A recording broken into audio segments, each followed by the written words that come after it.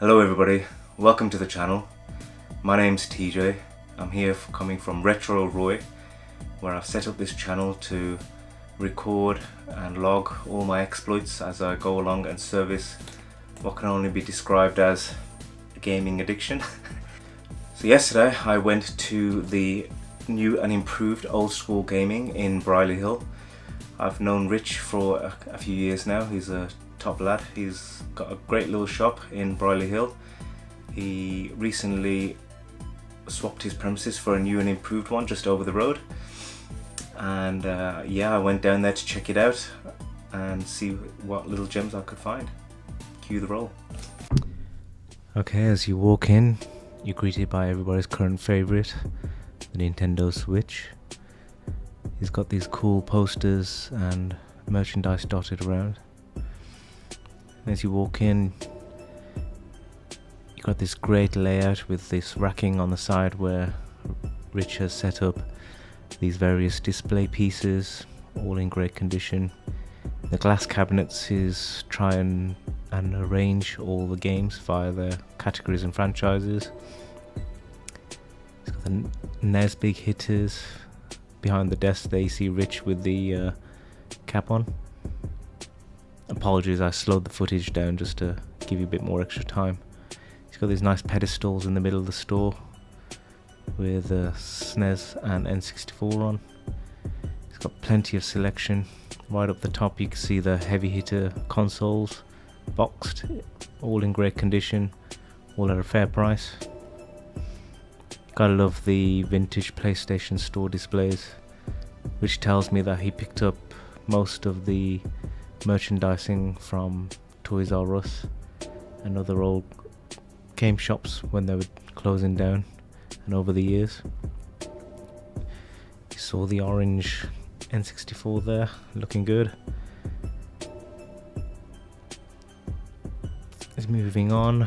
He's got the nice little Halo statues. Not a big Halo fan myself, but everyone does. Love it. God of War. Retro Get will be happy with that. And the Sega wall, we saw the Dreamcast Master System and the Mega Drive. And up top you can see some great gaming merchandise from various retro stores. Great selection on display. All clean and tidy. And everyone's least favourite, Microsoft Xbox. Massive Wii collection. And again, he had some great little merchandise and posters from back in the day, all dotted around. Which makes it a great little experience to visit. You'll definitely see things that you haven't seen elsewhere that often. Well worth checking out. Here you can see just a few of the Game Boy games that he managed to display in a nice way. Alright, so the pickups that I managed to get from Old School Gaming. So here you'll be able to see it is Bart Simpson versus Space Mutants on the NES.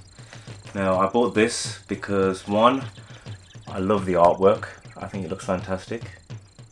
The condition of the box was really good for its age. The sharp corners all round, the tabs were there, there's nothing really damaged, and it hasn't faded at all, which happens a lot to NES games from back in the day. We used to have this game when we were little on the Amiga 500, and I just remember it being absolutely solid. So I am kind of inspired to fire it up and see if I can get a little bit further than what I remember we used to get stuck at. I just remember there being a lot of spray painting and jumping along things and finding little aliens. So definitely gonna give it a go, maybe on the NES or on my Retroid. We'll have a look.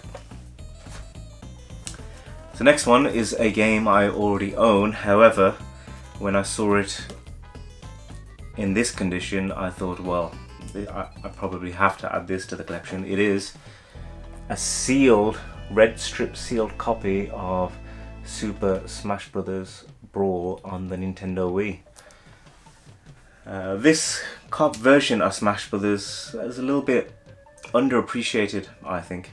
It came out after the incredible Super Smash Bros. Melee on the GameCube, and a lot of people didn't like this as good as Melee. I think they slowed it down a little bit, but they added so many cool characters and levels, music, they expanded the gameplay. It was absolutely awesome. I had it. This is one of the games I bought on release when I had the Wii back in the day, because we played so much Smash Brothers.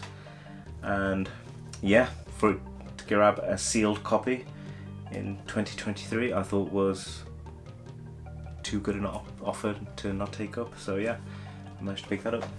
Next thing I picked up is a little Game Boy Advance wireless adapter. I purchased this because you may be able to see behind me, I have Pokemon Fire Red, but it was missing the wireless adapter, and Rich did me a nice little deal on this, so to complete that I thought I'll have that. And last but fortunately not least, I got a boxed copy of a Game Boy Player disc for the GameCube.